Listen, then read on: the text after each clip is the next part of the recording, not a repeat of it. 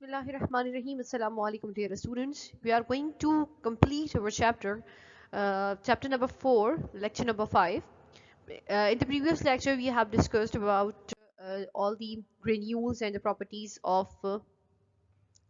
different substances like plasma membrane, cell wall, nucleus, and now we are going to start the cytoplasmic organelles, in which first organelle is mitochondria. Okay, it is called as the aerobic respiration. ठीक है, centre for the aerobic respiration इसे कहा जाता है. क्यों कहा जाता है स्टूडेंट्स? क्योंकि यहीं पर जो है वो एरोबिक का मतलब होता है कि in the presence of the oxygen. ठीक है, इसके अंदर जो रेस्पिरेशन हो रही है वो आपके पास एरोबिक रेस्पिरेशन के तौर पे हो रही है, यानी ऑक्सीजन की मौजूदगी में इनके अंदर रेस्पिरेशन की जाती है.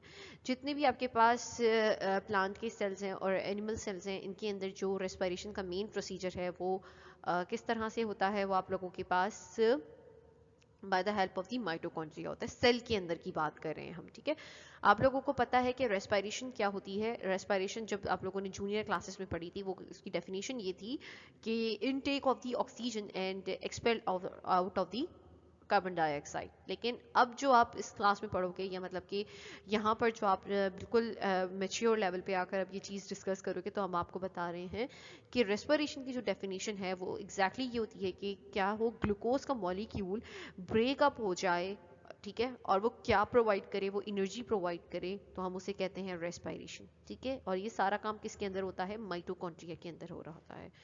ये जो है वो आपके पास साइटोप्लाज्म में फ्रीली होते हैं, प्लांट के और एनिमल के, यानी फ्रीली घूम रहे होते हैं हर जगह, प्लांट के सेल के अंदर भी और एनिमल के सेल के अंदर भी. और माइन्यूट ग्रेन्यूल्स की फॉर्म में भी हो सकते हैं. ग्रेन्यूल्स यानी दाने दाने की फॉर्म में भी हो सकते हैं. वेसिकल्स यानी बैग्स की फॉर्म में भी हो सकते हैं. और थ्रेड्स यानी धागों की फॉर्म में भी मौजूद हो सकते हैं. इनका साइज कैसा है? इनका साइज 0.2 टू 1.0 नैनोमीटर डायमीटर में होता है, यानी इतनी इसकी हल्की फुल्की सी इनकी चौड़ाई होती है, डायमीटर यानी चौड़ाई. और लेंथ इसकी कितनी होती है? 10 पिकोमीटर के बराबर होती है. अच्छा, एग्जाम पॉइंट ऑफ व्यू में आपने क्वेश्चन माइटोकॉन्ड्रिया में देखा है कि एग्जाम में किस तरह से आता है इसके हवाले से. तो जो अगर आप ये बातें जो हैं वो उनमें नोट करना चाहते हैं, उनमें लिखना चाहते हैं, मेंशन करना चाहते हैं, तो आप कर सकते हैं. But kindly prepare the in a note form. इसे नोट की फॉर्म में करिएगा, इस तरह पॉइंट्स की फॉर्म में मत लिखिएगा.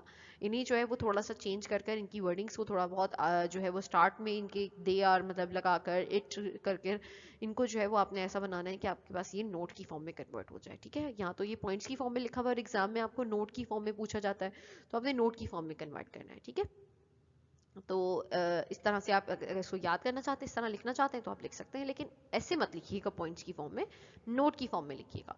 ठीक है, तो अब इसका स्ट्रक्चर देखते हैं. स्ट्रक्चर इसका कैसा होता है कि इसमें जो है आपके पास दो मेम्ब्रेन बाउंडेड, इसको पता है आप लोगों को, ये जो है वो दो मेम्ब्रेन से मिलकर बनती है. कौन कौन से आप लोगों के पास होते हैं? एक आपके पास आ जाता है मेम्ब्रेन बाउंडेड ऑर्गेनेली. कौन सा है? Bounded by the two thin membranes. इसके गिर्द क्या है? दो मेम्ब्रेन्स होती हैं, जिसमें एक आपको ये नजर आ रही है, एक ये रही इनर मेम्ब्रेन, और दूसरी होती है आपके पास आउटर मेम्ब्रेन. जो किससे मिलकर बनती है? वो आपके पास आउटर वाली जो होती है, जो बाहर की तरफ आपको पिंक कलर की लेयर नजर आ रही है, वो आपके पास किससे मिलकर बनती है? वो लिपिड्स और प्रोटीन से मिलकर बनती है. और आउटर जो होती है वो स्मूथ होती है, और यानी कि आपको स्मूथली नजर आ रही होगी, यानी बिल्कुल एक पैटर्न की फॉर्म में, एक सीधे सीधे पैटर्न की फॉर्म में है. जबकि आपके पास जो इनर है वो इरेगुलर फॉर्म में नजर आ रही है. ये ब्लू कलर की आपको नजर आ रही है, ये इनर वाली है. ठीक है, इस इनर वाली को क्या कहते हैं? इस इनर वाली को क्रिस्टा कहते हैं. ठीक है, माइटोकॉन्ड्रिया के अंदर जो इनर वॉल मौजूद है या इनर मेम्ब्रेन मौजूद है, वो आपके पास क्रिस्टी है. ठीक है, क्रिस्टी के अंदर बहुत सारी एंजाइम्स और को एंजाइम्स मौजूद होते हैं. ये को एंजाइम्स में क्या है? अमाइनो एसिड्स और प्रोटीन्स मौजूद होते हैं. ठीक है, इन को एंजाइम्स में या एंजाइम्स के अंदर कौन कौन सी चीज़ें मौजूद हैं? प्रोटीन्स और अमाइनो एसिड्स मौजूद हैं, यानी छोटे छोटे मॉलिक्यूल्स होते हैं प्रोटीन्स सॉरी अमाइनो एसिड्स के मिलकर long chain of the protein बना रहे होते हैं. तो ये सारे के सारे इसके अंदर मौजूद होते हैं. इसके अलावा एनर्जी जो है वो रिलीज होती है in the form of ATP and stored in mitochondria. ये क्या करता है? ये ग्लूकोज के मॉलिक्यूल्स को ब्रेक डाउन करने में हेल्प करता है. और क्या, जब वो ग्लूकोज का मॉलिक्यूल ब्रेक होता है तो वो एक एनर्जी रिलीज करता है एडिनोसिन ट्राइफॉस्फेट की फॉर्म में. एटीपी की फुल फॉर्म क्या है? एडिनोसिन ट्राइफॉस्फेट की फॉर्म में रिलीज करता है. और यही एडिनोसिन ट्राइफॉस्फेट जो है वो आपको एनर्जी देता होता है. तो एनर्जी का जो काम है वो सारा कौन कर रहा है? माइटोकॉन्ड्रिया कर रहा है. सेल के अंदर बड़े बड़े लार्जर कंपाउंड्स को, कार्बोहाइड्रेट्स को ब्रेक कर कर एनर्जी प्रोवाइड करता है, ठीक है। और वही एनर्जी जो है वो स्टोर भी हो रही होती है माइटोकॉन्ड्रिया के अंदर। ये स्टोरेज हाउस भी है, पावर हाउस तो है ही है, इसको एक और नाम दिया जाता है power house of the cell. यानी कि ये क्या कर रहा होता है, एनर्जी प्रोवाइड करने का, तो पावर मिल रही है तो पावर हाउस इसलिए कहते हैं क्योंकि यहाँ पर एनर्जी प्रोडक्शन भी होती है और स्टोरेज ऑफ द एनर्जी भी होती है। Inside mitochondria granular matrix is present, तो ग्रेन्यूलर मैट्रिक्स भी मौजूद होता है इसमें, जो माइटोकॉन्ड्रिया के अंदर यहाँ पर जो है वो मैट्रिक्स भी मौजूद है। इसमें आप लोगों के पास ये मेंशन किया हुआ है, ठीक है। ये आपके पास जो ब्राउन ब्राउन कलर का नजर आ रहा है, ये आपके पास क्या है, इनके अंदर एंजाइम्स भी हैं। उन मैट्रिक्स एंजाइम्स जो है वो सारे, जो आपके पास कोई एंजाइम्स मौजूद थे वो किस में थे, मैट्रिक्स में मौजूद है। उसके अंदर ऑर्गेनिक कंपाउंड्स मौजूद होते हैं। अब इसका फंक्शन क्या होता है, cellular respiration take place in the mitochondria. Cellular का मतलब क्या होता है कि सेल की सारी रेस्पिरेशन जो हो रही है वो सारी किसके अंदर होती है, माइटोकॉन्ड्रिया के अंदर होती है। They form and release energy in the form of the ATP. ये एनर्जी को जो है वो रिलीज कर रहे होते हैं, बना भी रहे होते हैं और रिलीज भी कर रहे होते हैं। कैसे बनाते हैं कि आप खाना खाते हो, ठीक है, वो आपकी बॉडी में किस तरह जाता है, बड़े बड़े मॉलिक्यूल्स की फॉर्म में। आप कहते हो कि ना हमारी शुगर डाउन हो रही है, ठीक है। शुगर क्या होती है, आपके पास कार्बोहाइड्रेट होते हैं। शुगर डाउन होने का मकसद क्या होता है, आपके अंदर एनर्जी खत्म हो रही होती है, ठीक है। आप लोग बिल्कुल लो फील कर रहे होते हो, यार मेरी शुगर डाउन हो रही है और जो है मेरी तबीयत जो है वो डाउन हो रही है, ठीक है। तो इसका मतलब आपको एनर्जी नहीं मिल रही होती, आप थक रहे होते हो। तो इसका मतलब थकने का मकसद क्या होता है कि आपकी बॉडी में से जो कंजप्शन हो रही है कार्बोहाइड्रेट की वो कम होती जा रही है, ठीक है। तो कार्बोहाइड्रेट आपके पास, आप खाते हो, खाना खा रहे हो, आपको एनर्जी मिलती है। तो खाना किस फॉर्म में जाता है, कार्बोहाइड्रेट्स की फॉर्म में, प्रोटीन्स की फॉर्म में, इन बड़े बड़े मॉलिक्यूल्स को। अच्छा, पीछे पड़ा था एरोबिक रेस्पिरेशन, तो किसकी मौजूदगी में, ऑक्सीजन की मौजूदगी में। तो कार्बोहाइड्रेट जब ब्रेक हो रहा था ऑक्सीजन की मौजूदगी में, इसे सेलुलर रेस्पिरेशन कहते हैं क्योंकि ये सेल में हो रही है। और ये किस क्या क्या चीजें प्रोड्यूस करता है, ये कार्बन डाइऑक्साइड भी प्रोड्यूस करता है जो आपकी बॉडी एक्सेल आउट कर देती है, ठीक है। पानी जो आपकी बॉडी को रिक्वायर्ड होता है, पानी भी मिल रहा है आपको।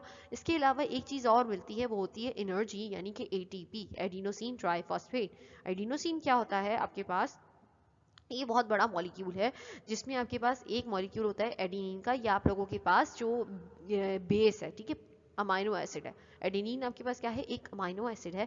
ये जो ब्लू कलर का स्ट्रक्चर बना हुआ है ये एडेनिन का है, जो यहाँ पर लिखा हुआ है एडिनोसिन ट्राइफॉस्फेट, ठीक है। एडिनोसिन के साथ क्या चीज लगी हुई होती है, ये एटीपी का मॉलिक्यूल है एक, जो हम आपसे डिस्कस कर रहे हैं, ठीक है। तो ये और इसके साथ एडिनोसिन का मॉलिक्यूल किसके साथ जुड़ा हुआ है, एक शुगर के मॉलिक्यूल के साथ जुड़ा हुआ है। यानी शुगर क्या है, राइबोज शुगर है। और 3 फॉस्फेट के मॉलिक्यूल्स हैं, एक फॉस्फेट ये हो गया, दूसरा फॉस्फेट ये हो गया, तीसरा फॉस्फेट ये हो गया, ठीक है। PO4 फॉस्फेट कहते हैं, PO4, सही। ये आपके पास जो है वो एडिनोसिन ट्राइफॉस्फेट का स्ट्रक्चर बन गया, एटीपी का मॉलिक्यूल। अच्छा, अब एटीपी जो है वो क्या करता है, फर्दर जो है वो एडीपी में भी कन्वर्ट होता है। तो आपको यहाँ तक का पता चल गया कि किस तरह से आपकी बॉडी में एनर्जी प्रोवाइड हो रही होती है। तो ये सारा काम माइटोकॉन्ड्रिया कर रहे होते हैं, इनके अंदर मौजूद क्रिस्टल या एंजाइम्स कर रहे होते हैं, जो एंजाइम्स इस कार्बोहाइड्रेट को ब्रेक करते हैं किसके अंदर, कार्बन डाइऑक्साइड के अंदर, वाटर के अंदर और एटीपी के अंदर, ठीक है। तो इस एटीपी की फॉर्मेशन और जो आपके पास प्रोडक्शन हो रही है और रिलीज हो रही है, तो ये आपको बाकी डिफरेंट मेटाबॉलिक फंक्शंस करने में हेल्प करती है ये एनर्जी। और ये पावर हाउस है बॉडी का। पावर हाउस क्यों कहा, क्योंकि ये आपके पास एटीपी की प्रोडक्शन करता है, इसीलिए से पावर हाउस कहते हैं। अच्छा, अब एडिनोसिन ट्राइफॉस्फेट की एक साइकिल होती है बॉडी में, ये कंटिन्यूस चलती रहती है। ये किस तरह होती है कि ये आपने पढ़ा था, ये एडिनिन का मॉलिक्यूल था, ये राइबोस का मॉलिक्यूल था, और ये आपके पास 3 फॉस्फेट ग्रुप थे। जब भी इनमें से एक फॉस्फेट टूट जाता है, ये आपके लिए एडिशनल बात है, ठीक है। ये जब भी एक फॉस्फेट इसमें से टूट जाता है तो ये बना लेते हैं पहले तो ये एटीपी है, ठीक है, एडिनोसिन ट्राइफॉस्फेट। जब इसमें से एक ट्राई में से एक फॉस्फेट हट जाएगा तो ये क्या बना लेंगे, डाई बना लेंगे। जब भी एक फॉस्फेट निकलता है तब भी एनर्जी निकलती है और ये क्या बन जाते हैं, डाईफॉस्फेट, यानी कि एडीपी, एडिनोसिन डाईफॉस्फेट। अब 2 फॉस्फेट हो गए, तो जब एक फॉस्फेट इसमें से निकल जाता है और तब भी एनर्जी रिलीज होती है, फिर क्या होता है, दोबारा फॉस्फेट इसको मिलता है, एडिनोसिन एडीपी को दोबारा से फॉस्फेट मिलता है, थोड़ी सी एनर्जी मिलेगी, ये एटीपी दोबारा बना लेगा। इसी तरह बॉडी में लाइफ साइकिल कंटिन्यूस चलती रहती है और एनर्जी जो है की प्रोडक्शन होती रहती है, ठीक है। तो ये सिर्फ एक एडिशनल बात थी आपके लिए। अच्छा, एग्जाम में आप लोगों के लिए सिर्फ नोट लिखने को आ जाता है, कहीं कहीं आपके पास फंक्शंस लिखने को आ जाते हैं। तो दोनों सवाल मैंने स्टार्टिंग में इसी जो टॉपिक के स्टार्ट में मैंने क्वेश्चंस मेंशन कर दिए थे, आप वहां से देख सकते हैं। अच्छा, गोल्जी बॉडीज क्या होते हैं, गोल्जी बॉडीज नाम से ही जो जाहिर होता है, ये गोल्जी ने ही इन्हें डिस्कवर किया था। गोल्जी एक साइंटिस्ट हैं, उन्होंने इसे डिस्कवर किया, उसी के नाम से पढ़कर ये गोल्जी बॉडीज, ठीक है। इनका एक और नाम भी है गोल्जी अपैरेटस, गोल्जी कॉम्प्लेक्स। और ये कैसे होते हैं, ये कहाँ कहाँ पाए जाते हैं, ये प्लांट्स में और लोअर इन्वर्टिब्रेट्स में पाए जाते हैं, ठीक है। और एनिमल्स में भी मौजूद हैं, लेकिन जो प्लांट्स में मौजूद हैं और इन्वर्टिब्रेट्स में मौजूद हैं, इनका नाम क्या होता है? डक्टायोसोम। ठीक है, डिक्टायोसोम। अच्छा, like endoplasmic reticulum, it has canalicular system with sac. endoplasmic reticulum पीछे पढ़ा था। endoplasmic reticulum में जो canalicular का मतलब होता है कि इनमें canals like system बना हुआ है। canals आपको नजर आ रही होंगी कि ये इस तरह की जो है वो canals बनी हुई हैं, ducts बनी हुई हैं अंदर। ये आपको ducts समझ में आ रही होगी, छोटी छोटी pipes की फॉर्म में है। ये canal system कहलाता है। unlike, यहाँ तो पहले बात की गई लाइक की तरह एंडोप्लाज्मिक रेटिकुलम के, अब अनलाइक की बात की जा रही है कि एंडोप्लाज्मिक रेटिकुलम के अलावा, मतलब हम इसमें बात करेंगे, ठीक है, की तरह ना होते हुए it has parallel arrange flattened membrane bounded vesicles which rack ribosomes. अब एंडोप्लाज्मिक रेटिकुलम में आपके पास क्या मौजूद थे? राइबोसोम्स मौजूद थे। यहाँ पर क्या है? राइबोसोम्स मौजूद नहीं होते और ये इस तरह के वेसिकल्स बने हुए हैं, मेम्ब्रेन बाउंडेड हैं, फ्लैटेंड हैं यानी कि चपटे हैं, और पैरेलल अरेंज हुए हैं। पैरेलल यानी एक दूसरे के ऊपर अरेंज हुए हुए हैं, ठीक है। लेकिन एंडोप्लाज्मिक रेटिकुलम ऐसा नहीं था, तो इसीलिए इसको अनलाइक कहा गया है। और लाइक का मतलब उनके जैसा, ठीक है, और अनलाइक उनके बिल्कुल ओपोजिट। अच्छा, इनका क्या है? डिस्क शेप के होते हैं, फ्लैटेंड होते हैं, प्लेट लाइक कंपार्टमेंट्स इनमें बने हुए। डिस्क नजर आ रही है आपको, डिस्क शेप भी कह सकते हो, फ्लैटेंड चपटे भी कह सकते हो। इसके अलावा प्लेट लाइक कंपार्टमेंट्स भी इनको समझ आ रहे होंगे। इन कंपार्टमेंट्स को क्या नाम दिया है? सिस्टर्नी। जो ये प्लेट लाइक कंपार्टमेंट्स आपको नजर आ रहे हैं, इनको क्या नाम दिया गया है? यहाँ पर मौजूद होगा सिस्टर्नी, ठीक है। ये रहा, तो आपने इनको क्या नाम दिया? सिस्टर्नी। इन प्लेट लाइक पार्ट्स को क्या नाम देते हैं? सिस्टर्नी का देते हैं। Peripheral network of interconverting tubules. Interconverting tubules का मतलब क्या है? कि एक दूसरे से अंदर इनके जो है वो ट्यूब्स मौजूद होंगी। लाइक इन दो चीज़ों को भी तो कनेक्ट कोई कर रहा होगा, तो इनके दरमियान भी ट्यूब्स मौजूद होंगी, यहाँ पर भी ट्यूब्स मौजूद होंगी, इधर भी दो ट्यूब्स मौजूद होंगी, जो इनको इंटर कनेक्टिंग ट्यूब्यूल्स इनके दरमियान मौजूद होंगी, जो इनके मटीरियल्स को शेयर करवा रही होंगी, ठीक है, इनके अंदर। यानी कि अगर कोई चीज़ प्रोडक्शन हो रही है, अच्छा, इनका कोई खास काम नहीं होता, ये खास कोई काम नहीं करते, ये एंडोप्लाज्मिक रेटिकुलम के साथ जुड़े हुए होते हैं, और जो चीज़ एंडोप्लाज्मिक रेटिकुलम बना रही होती है, ये उसके अंदर ज़रा सी चेंजेस लाकर आगे से भेज देते हैं, ठीक है। इसका कोई फर्दर अपना कोई काम नहीं होता, ये किसी भी चीज़ की प्रोडक्शन नहीं करवा रहे होते, ये सिर्फ क्या कर रहे होते हैं? एंडोप्लाज्मिक रेटिकुलम जो चीज़ बना रहा होता है, जो भी चीज़ एंडोप्लाज्मिक रेटिकुलम इसको दे रहा होता है, ये उसमें सिर्फ ज़रा सी आगे पीछे करके चेंज करके इसको आगे फॉरवर्ड कर देता है, ठीक है। तो इस तरह से इनके अंदर कन्वर्टिंग ट्यूब्यूल्स होते हैं, जो इनके अंदर से घूमते घूमते चेंज होते होते जाते हैं, और वो जो है उनके आगे पीछे इनकी सीक्वेंस को चेंज कर देते हैं, बस, ठीक है। तो इनका फंक्शन क्या है? They perform the function of collection. ये सिर्फ कलेक्ट करने का काम करते हैं, ठीक है। कलेक्ट करने का यानी कोई भी चीज़ आ रही है तो उसे सिर्फ कलेक्ट करना, उसके अंदर पैकेजिंग करना। पैकेजिंग का मतलब थोड़ी बहुत चेंज लाकर उसको पैक करना एक डब्बे में या उसको बैग में बंद करना और उसे डिफरेंट जगहों पर डिस्ट्रीब्यूट कर देना। इसका इतना काम है, ये कुछ बनाता नहीं है अपने अंदर। मैन्युफैक्चर सर्टेन मैक्रोमोलिक्यूल्स, कुछ बड़े बड़े मैन्युफैक्चर कर सकता है, मैक्रोमोलिक्यूल्स को बनाने की इसके अंदर पावर है, ये वो कर सकता है। सेल वॉल और cell plate material is Golgi product, और जो सेल वॉल के अंदर और गॉल्जी मटीरियल जो बन रहा है वो सब आपके पास किसकी वजह से बन रहा है? वो गॉल्जी की वजह से बन रहा है। सेल प्लेट क्या है आपके पास? सेल में जो आपके पास बीच में एक प्लेट बन रही होती है जो सेपरेशन और पार्टीशन क्रिएट करती है। जैसे जब आपके पास माइटोसिस और मियोसिस होती है तो उसमें दो सेल्स बनते हैं, ठीक है। दो सेल्स जब डिवाइड हो जाते हैं तो उनके बीच में एक सेल, साइटोप्लाज्म जब डिवाइड होना शुरू होता है तो वो सेल सेपरेट हो रहा होता है। तो जब सेल सेपरेट होता है तो बीच में एक सेल प्लेट बनती है, उस सेल प्लेट की भी जो प्रोडक्शन होती है वो कौन करवाता है? गॉल्जी बॉडीज करवाते हैं। अच्छा, नेक्स्ट टॉपिक आपका आता है लाइसोसोम्स का टॉपिक। लाइसोसोम्स आपके पास बहुत ही small, spherical and few micrometre in size होते हैं, बहुत स्मॉल और छोटे साइज के होते हैं, स्फेरिकल शेप के होते हैं। ये बैग की तरह से होते हैं, एक छोटा सा बैग है। ये कहाँ से प्रोड्यूस होते हैं? ये गॉल्जी बॉडीज में से आ रहे होते हैं, ठीक है। लेकिन इनकी जो मेन सोर्स होती है वो एंडोप्लाज्मिक रेटिकुलम होती है, सही। लाइसोसोम सबसे पहले बनता कहाँ है? एंडोप्लाज्मिक रेटिकुलम में बनता है, फिर ये कहाँ जाता है? गॉल्जी में जाता है। गॉल्जी में इसके अंदर सिर्फ जरा बहुत जो चेंज हो रहा होता है कि इसके स्ट्रक्चर में जरा सी चेंजिंग ले आता है और फिर उसको दोबारा से डब्बे में पैक करता है, बैग में पैक करता है और उसको आगे भेज देता है, ठीक है। अच्छा, ये जो है वो मोस्ट कॉमन कहाँ पाए जाते हैं? एनिमल सेल्स के अंदर पाए जाते हैं। और सिंगल मेम्ब्रेन बाउंडेड ऑर्गेनेली में सबसे पहला अगर आपसे कोई सवाल पूछा जाए कि बाकी जितने आप लोग पढ़ चुके हैं वो डबल मेम्ब्रेन बाउंडेड ऑर्गेनेली है, ठीक है। सिर्फ एक लाइसोसोम जो है अभी आपके पास जो पढ़ने में आ रहा है वो सिंगल मेम्ब्रेन है। इसमें जो है वो अगर आपके पास कोई ब्लैंक में क्वेश्चन पूछ लिया जाता है कि membrane bounded organelle, single membrane bounded organelle का नाम बताएं, तो आपके पास वो लाइसोसोम होगा, ठीक है। और ये कहाँ पाया जाता है? सिर्फ एनिमल सेल में पाया जाता है। प्लांट सेल में क्या होता है? फूड वैक्यूल की फॉर्म में मौजूद होता है। ठीक है, प्लांट सेल में क्या है, फूड वैक्यूल की फॉर्म में मौजूद होता है। आखिर में आप लोग फूड वैक्यूल भी पढ़ोगे, और जो एनिमल के अंदर पाया जा रहा है वो क्या है, लाइसोसोम की फॉर्म में मौजूद होता है। इनके फंक्शंस क्या होते हैं कि इनके अंदर डाइजेस्टिव एंजाइम्स मौजूद होते हैं, या हाइड्रोलाइजिंग एंजाइम, हाइड्रोलाइटिंग एंजाइम्स मौजूद हैं।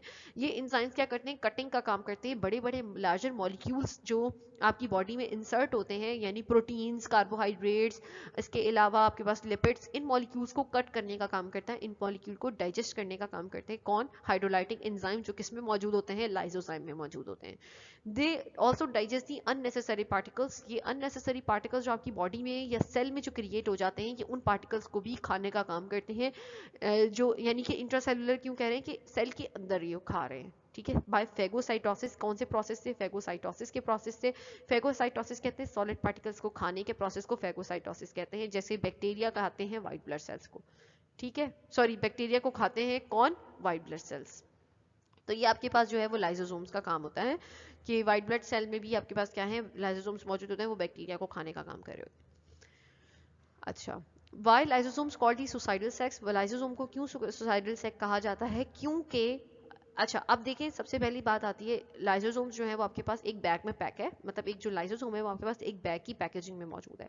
अब क्या होता है कि उसकी वॉल जो है, जो लाइसोसोम की वॉल है, इसकी सेल जो वॉल है वो रप्चर होना शुरू हो जाती है लाइसोसोम की, केमिकल ब्रेकडाउन की वजह से, किसी भी वजह से। क्या होता है कि जब बॉडी के अंदर जो है वो कुछ चेंजेस आने लगती हैं, तो इनकी वॉल जो है वो लाइसोसोम की रप्चर होना शुरू हो जाती है। तो रप्चर होने की वजह से अंदर क्या मौजूद है, आपके पास एंजाइम्स मौजूद है। कौन कौन से हाइड्रोलाइटिक एंजाइम्स मौजूद है, जो क्या काम करते हैं, बड़े बड़े मॉलिक्यूल्स को खाने का काम करते हैं। आपकी सेल के अंदर जितने भी तमाम कंपोनेंट्स मौजूद हैं, एंडोप्लाज्मिक रेटिकुलम हो गया, गोल्जी कॉम्प्लेक्स हो गया, इसके अलावा आपके पास जो है वो राइबोसोम्स हो गए, और डिफरेंट जो चीज़ें आपके पास, माइटोकॉन्ड्रिया, सब मौजूद है।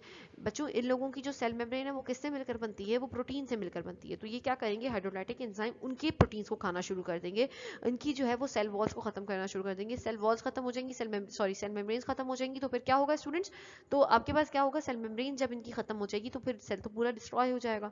तो इसकी वजह से इन्हें सुसाइडल सेक कहा जाता है, कि ये अपने ही सेल के अंदर मौजूद जितने प्रोटीन्स हैं उन्हें खाना शुरू कर देते हैं, इनके हाइड्रोलाइटिक एंजाइम। क्योंकि जो लाइसोसोम है, लाइसोसोम एक बैग में मौजूद होता है, वो बैग क्या होता है, उसकी जो वॉल होती है वो फटना शुरू हो जाती है। जैसे वो फटती है, हाइड्रोलाइटिक एंजाइम बाहर आ जाते हैं।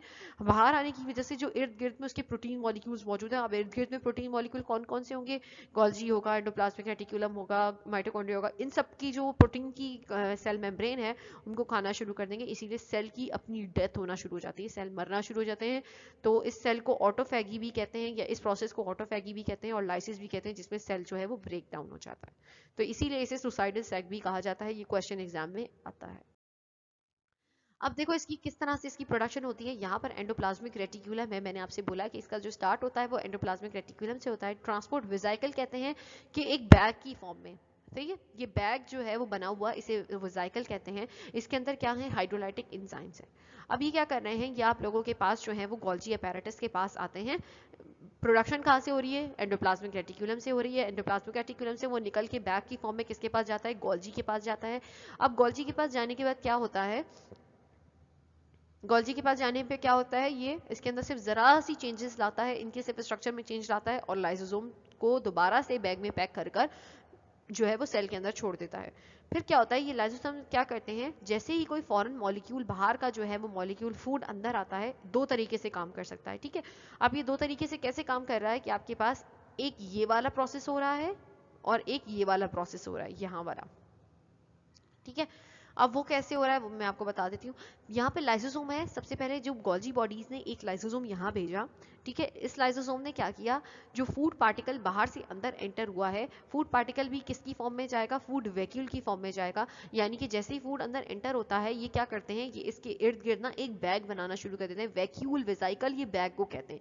तो ये फूड के गिर्द एक बैग छोटा सा बना लेते हैं। अब ये क्या करते हैं, लाइसोसोम क्या करते हैं, इन बैग के पास जाके अटैच होते हैं, इनके अंदर अपने लाइसोसोम्स को इंसर्ट करते हैं, और सॉरी एंजाइम्स को इंसर्ट करते हैं, और इस फूड वैक्यूल को डाइजेस्ट करना शुरू कर देते हैं। और इससे क्या होता है, आपकी बॉडी में एनर्जी आ जाती है, और क्या होगा, फॉरेन पार्टिकल भी जो है वो खत्म हो जाएगा, और उससे आपको एनर्जी मिल जाएगी, और आपकी डाइजेशन हो जाएगी लाइसोसोम की वजह से। ठीक है, लेकिन दूसरा काम क्या होता है, ये क्या करते हैं, जो ऑटोफैगी का काम था वो क्या करता है, ऑटोफैगी का मतलब क्या था कि अपने ही सेल को खाना शुरू कर देगा। तो इसमें लाइसोसोम क्या करता है, लाइसोसोम अपने ही सेल के साथ जाके टकराता है और इसकी वॉल बर्स्ट होना शुरू हो जाती है। जैसे ही इसकी वॉल बर्स्ट होती है तो ये माइटोकॉन्ड्रिया इर्द गिर्द के जितने भी मॉलिक्यूल्स मौजूद होंगे ये उनको खाकर उनकी डाइजेशन कर देगा और सेल की डेथ हो जाएगी। तो इस तरह से दो तरीके से काम कर सकता है, या तो वो अपने ही सेल के प्रोटीन्स को ब्रेक करना शुरू कर देगा, या फिर वो किसको ब्रेक करना शुरू कर देगा, बाहर के फूड को ब्रेक करना शुरू कर देगा। तो इसीलिए इनको सुसाइडल सेल भी कहते हैं कि ये अपने ही सेल को नुकसान भी पहुंचा सकते हैं और बाहर की जो चीजें आ रही हैं उन्हें भी यही डाइजेस्ट करवा रहे होते हैं। अच्छा, अब ये आपके पास एक क्वेश्चन आता है कि लाइसोसोमल स्टोरेज डिजीज क्या होती है, व्हाट इज इट्स फंक्शन। तो ये आप बता सकते हो, इसके ऊपर नोट लिख सकते हो कि क्यों होती है। जब भी जो है वो फंक्शन हो जाए किसका, लाइसोसोम्स का डिस्टर्ब हो जाए तो उसे लाइसोसोमल एबनॉर्मल डिजीज कहते हैं। जो कि लाइसोसोम का जो फंक्शन है वो डिस्टर्ब हो जाएगा। ठीक है, जैसे कि कोई लाइसोम एंजाइम है आपके पास, उस लाइसोसोम का एंजाइम है, उसका नाम क्या है, अल्फा ग्लाइकोसाइडेज। ठीक है, ये आपके पास किसका एंजाइम है, ये लाइसोसोम का एंजाइम है जो उसकी बॉडी में हाइड्रोलाइटिक एंजाइम भी मौजूद है। अब ये जो है वो बॉडी में मौजूद नहीं है, यानी कि उस बैग के अंदर ये एंजाइम एब्सेंट हो गया है। तो क्या होगा, अब स्टोरेज जो है वो अनडाइजेस्टेड फूड की होना शुरू हो जाएगी, यानी अब वो उसके शुगर में कन्वर्ट नहीं कर रहा, उस बड़े मॉलिक्यूल को तोड़ नहीं रहा, अब वो क्या कर रहा है, अब वो उसको स्टोर करना शुरू करता है। जब ग्लूकोज स्टोर होना शुरू हो जाएगी तो वो क्या कर बना लेगी, ग्लाइकोजन बना लेगी। ठीक है, जब ग्लूकोज आपके पास स्टोर होना शुरू हो जाती है तो वो ग्लाइकोजन बना लेती है। इसी तरह क्या होता है कि वो मॉलिक्यूल्स जो है वो जब भी आपके पास अल्फा ग्लाइकोसाइडेज एब्सेंट हो जाएगा, एब्सेंट होने की वजह से मॉलिक्यूल्स जो है वो अनडाइजेस्टेड मॉलिक्यूल्स ग्लाइकोजन के वो स्टोर होना शुरू हो जाएंगे और लाइसोसोम के अंदर जमना शुरू हो जाएंगे। लाइसोसोम के अंदर जो है वो उसकी जो है वो एक्यूमुलेशन होना शुरू हो जाएगी, जमना शुरू हो जाएंगे, due to which organelle become swollen and cells and tissues are damaged। और जिसकी वजह से क्या होगा, ऑर्गेनल जो है वो स्वेल होना शुरू हो जाएगा, साइज में बड़ा होना शुरू हो जाएगा और इसकी वजह से सेल्स और टिश्यूज जो है वो डैमेज हो जाएंगे। इसकी वजह से जो है वो एबनॉर्मल डिजीज कॉज हो जाती है। उस डिजीज को deficiency of the lysosomal enzyme की डिजीज क्यों होती है, ताकि क्योंकि जो लाइसोसोमल एंजाइम है वो एब्सेंट हो रहा है या उसकी डेफिशिएंसी हो रही है, एक्यूमुलेशन हो रही है किसकी, अनडाइजेस्टेड ग्लाइकोजन की। इसीलिए जो डिसऑर्डर क्रिएट हो रहा है वो लाइसोसोमल स्टोरेज।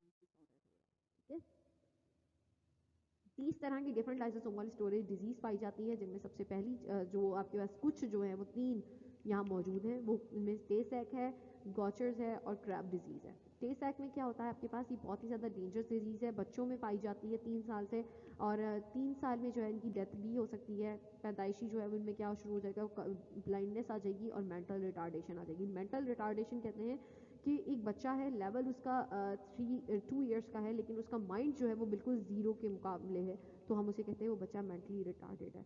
ये हेरिडिटरी होता है, पेरेंट्स से ऑफस्प्रिंग्स में ट्रांसफर हो सकता है। जैसे अगर एक पेरेंट है, अगर ये फादर को है और मदर को है, यानी ये फादर के अंदर अभी क्या है, एक मौजूद है, लेकिन अगर आपके पास मदर को नहीं है तो ये बच्चों में ट्रांसफर नहीं होगी। ठीक है, फादर को है लेकिन मदर को नहीं है, सही। तो फादर को यहाँ पर मौजूद है, मदर को नहीं है, तो बेबी में ट्रांसफ़र नहीं होगी। लेकिन अगर फादर और मदर दोनों कैरियर हैं इस बीमारी से, दोनों के अंदर अगर ये कैरियर क्रोमोसोम मौजूद है, यानी कि एक क्रोमोसोम इनके पास से आ रहा है, दूसरा भी क्रोमोसोम, दोनों सेम क्रोमोसोम होते हैं, ठीक है, इधर से भी एक क्रोमोसोम आ रहा है, यहाँ पर भी आ रहा है, ये क्रोमोसोम जो है वो इसका भी डैमेज है और ये वाला मदर साइड का भी डैमेज है। ठीक है, ये क्रोमोसोम जो है वो मदर साइड का भी डैमेज है, तो दोनों जब आगे से दोनों जो है वो डैमेज आपस में अगर मिल जाएंगे तो क्या बना लेंगे, एक जो है वो क्रॉस बेबी बन जाएगा, जिनकी वजह से क्या होगा, वो उसके अंदर ये बीमारी पाई जाएगी। ठीक है, अगर एक पेरेंट को है तो कोई मसला नहीं, लेकिन अगर दोनों पेरेंट कैरियर हैं तो लाजमी जो नेक्स्ट जनरेशन आएगी उसमें ये मौजूद। अच्छा, इस डिजीज़ में आपके पास जो है गॉचर्स डिजीज़ में क्या होता है, ये मेंटली रिटार्डेड हो जाते हैं बच्चे, इनमें जो है वो स्प्लीन की इन्लार्जमेंट हो जाती है। वजह ये होती है बच्चों के जो आपके पास बोन मैरो है, बोन मैरो में क्या काम होता है, बोन मैरो क्या कर सकते हैं, ये आपके पास रेड ब्लड सेल्स की जो है वो प्रोडक्शन करवाते हैं बोन मैरो। ठीक है, अब बोन मैरो के अंदर क्या काम हो रहा होता है, इसमें जो आपने देखा ना बोन्स का डिस्कशन की हुई है, तो वो क्यों की है, वो ये होता है बच्चों कि आपके पास जो बोन होती है, बोन के अंदर आपके पास बोन मैरो मौजूद होता है। बोन मैरो क्या करता है, आरबीसी की प्रोडक्शन करवाता है या रेड ब्लड सेल की प्रोडक्शन करवाता है। ठीक है, तो ये अब क्या होता है अंदर, जब इस बीमारी की वजह से क्या होता है कि अंदर जो है वो बहुत ही ज़्यादा डिपोजिशन शुरू हो जाती है, अंदर जो है वो बढ़ना शुरू हो जाती है, डिपोजिशन होती है, कुछ ना इबनॉर्मल ग्रोथ होना शुरू हो जाती है। ठीक है, तो इन ग्रोथ की वजह से क्या होता है कि ये बोन मैरो जो है वो रेड ब्लड सेल्स बना नहीं पा रहा होता। ठीक है, रेड ब्लड सेल क्या करता है, बोन मैरो जो है वो रेड ब्लड सेल बना नहीं पा रहा था, और इस ना बनाने की वजह से ये किस पे डिपेंड कर रहे थे, अब बॉडी ने तो रेड ब्लड सेल पूरे करने हैं, तो वो कौन कर रहा होता है, लिवर और स्प्लीन बनाने के लिए लीवर के पास भेज देता है कि भाई अब तुम बना लो, मैं नहीं बना सकता, मेरे अंदर जो है वो जगह नहीं बच रही कि मैं रेड ब्लड सेल बना सकूं। तो लिवर और स्प्लीन बनाते हैं, ये मैंने यहाँ रिप्रेजेंट किए हुए लिवर और स्प्लीन।